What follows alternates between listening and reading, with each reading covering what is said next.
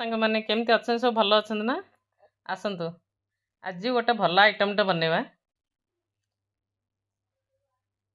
ଆଉ ପରିବାଟାକୁ ଦେଖନ୍ତୁ, ଏ ପରିବାର ନାଁଟା କ'ଣ କମେଣ୍ଟ କରିକି ଜଣାନ୍ତୁ। ମୁଁ ତ ତେଲ ଫୁଟଣା ଦେଇଦେଇଛି ଆଉ ପରିବାଟାକୁ ପକାଉଛି। ଏ ପରିବାକୁ କେହି କେହି ବୁଦ୍ଧିନାଶକ ମଧ୍ୟ କହୁଛନ୍ତି।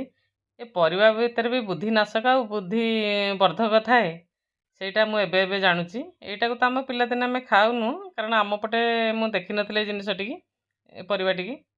ତ ବାହାଘର ପରେ ଶାଶୁଘରଟି ଦେଖିଲି, ଆଉ ଶାଶୁଘରଟି ବହୁ ମାତ୍ରାରେ ଖାଆନ୍ତି। କିନ୍ତୁ ଏଇଠିକି ଆମେ ଆସିଲା ପରେ ଏବେ 4-6 ଥର ଆସିଲାଣି ଏ ପରିବାଟା, କିନ୍ତୁ ଆଗରୁ ଏତେ ଆସେନି। ଆଉ ମୁଁ କହିଲା ପରେ ଏବେ ଆସୁଛି। ମୋ ପୁଅ ତାକୁ ବିଲକୁଲ ବି ଖାଏନି, ଆମେ 2 ଜଣକୁ ଖାଉ। ଆଉ ଏଇଟା ହେଉଛି କୁଆଡ଼େ ବୁଦ୍ଧିନାଶକ ପରିବା। ଏଇଟା ନାଁ ହେଉଛି ବୁଦ୍ଧିନାଶକ। ମାନେ କେଉଁ ପରିବା ଖାଇଲେ ବୁଦ୍ଧିର ବୃଦ୍ଧି ଘଟୁଛି। ପରିବା ଖାଆନ୍ତି ବୁଦ୍ଧି ବଢ଼େଇବା ପାଇଁ, କିନ୍ତୁ ଏଇଟା ନାଁ ପୁଣି ହେଉଛି ବୁଦ୍ଧିନାଶକ। କ'ଣ କରାଯିବ? ପରିବାର ନାଁ ବି ଏମିତି ଛୁଆମାନେ ଦେଉଛନ୍ତି। କେଉଁ ପରିବା ଖାଇଲେ ହେବ ବୁଦ୍ଧି, ଆଉ କେଉଁ ପରିବା ଖାଇଲେ ବୁଦ୍ଧି ହେବନି, ଆପଣମାନେ କମେଣ୍ଟ କରି କହିବେ। ଆଉ ମୁଁ ଜାଣିଛି ପରିବାଟା ପ୍ରାୟ ଘରେ ପିଲାମାନେ ଖାଉନଥିବେ। କାହା ଘରେ ଖାଉଛନ୍ତି କମେଣ୍ଟ କରିକି ଜଣେଇବେ। ଆଉ କାହାକୁ ଏଇଟା ପସନ୍ଦ ସେଇଟା ମଧ୍ୟ ଜଣେ। ଏଇଟା ସାଧାରେ ଭାଜିଲେ ମଧ୍ୟ ହେବ। କେହି କେହି ଆଦିରେ ଚାଉଳ ଚୁନା ଦେଇକରି ଭାଜନ୍ତି। ଆମର କିନ୍ତୁ ସୋରିଷ ମସଲା ଦେଇକି ଭାଜିଲେ ଭଲ ଲାଗେ। ସୋରିଷ ମସଲାରେ କିଛି ନାହିଁ, ଖାଲି ରସୁଣ, ଜିରା, ସୋରିଷ, ଶୁଖିଲା ଲଙ୍କା ପଡ଼ିଛି। ଆଉ ଏଥିରେ ଟିକେ ଲୁଣ ହଳଦୀ ପକାଇକି ଏଟାକୁ ଘୋଡ଼େଇ ଦେଇଥିଲି। ଭଲ ଲାଗେ ଖାଇବା ପାଇଁ। ରେଗୁଲାରଲି ଭଲ ନ ଲାଗିଲେ ବି ଏମିତି 8 ଦିନ 15 ଦିନ ଥରେ ଖାଇଲେ ଭଲ ଲାଗେ।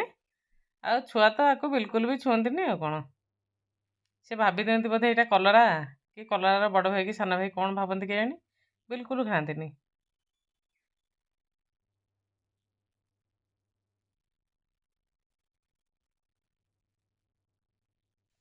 ଏଇଟା ଟିକେ ତେଲ ଅଧିକ ଦେଇକି ଭାଜିଲେ ନା ଭଲ ଲାଗେ।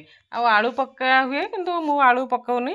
ଆମେ ତ 2 ଜଣ ଖାଇବୁ। ଏଇଟା ବହୁତ ଟିକେ ବି ଭାଜିଛି, ଡ୍ୟୁଟି ନେବେ ଏଥିରୁ କିଛି, ଆଉ ଆମେ ଖାଇବୁ 2 ଜଣ, ତ ସେଥିପାଇଁ ଅଧିକ କରି ଭାଜି ଦେଇଛି। କମେଣ୍ଟ କରିକି ଜଣେଇବେ କାହାକୁ କୁନ୍ଦୁରି ଭଜା, ଏଇଟାକୁ ଆମେ କୁନ୍ଦୁରି କହୁ। ପିଲା କହୁଛନ୍ତି ବୁଦ୍ଧିନାଶକ ପରିବା, କିନ୍ତୁ ଆର ଅରିଜିନାଲ ନାଁଟା ହେଉଛି କୁନ୍ଦୁରି। ଆଉ କାହାକୁ କୁନ୍ଦୁରି ଖାଇବା ପାଇଁ ପସନ୍ଦ, କେମିତି ବନେଇକି ଖାଇବାକୁ ପସନ୍ଦ, ସେଇଟା କମେଣ୍ଟ କରିବେ। ଆମେ ତ ସୋରିଷ ମସଲା ଦେଇ ଖାଉ, କେହି କେହି ଚାଉଳ ଚୁନା ଦେଇ କରନ୍ତି। ନହେଲେ ସାଧାରେ ଭାଜିଲେ ମଧ୍ୟ ଭଲ ଲାଗିବ। ଟିକେ ଏର ଖଟା ଅଂଶ ଥାଏ,